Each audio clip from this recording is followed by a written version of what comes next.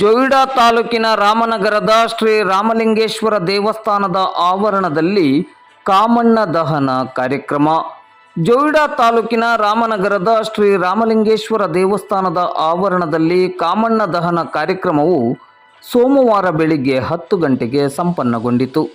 ಶ್ರೀ ರಾಮಲಿಂಗೇಶ್ವರ ದೇವಸ್ಥಾನದ ಆಡಳಿತ ಸಮಿತಿಯ ಪದಾಧಿಕಾರಿಗಳು, ಸದಸ್ಯರು, ಸ್ಥಳೀಯ ಭಕ್ತಾಭಿಮಾನಿಗಳು ಹೆಚ್ಚಿನ ಸಂಖ್ಯೆಯಲ್ಲಿ ಈ ಪೂಜಾ ಕಾರ್ಯಕ್ರಮದಲ್ಲಿ ಭಾಗವಹಿಸಿದ್ದರು. ಕಾಮಣ್ಣ ದಹನ ಪೂಜಾ ಕಾರ್ಯಕ್ರಮ ನಡೆದ ಬಳಿಕ ಹೋಳಿ ಸಂಭ್ರಮವನ್ನು ಆಚರಿಸಲಾಯಿತು.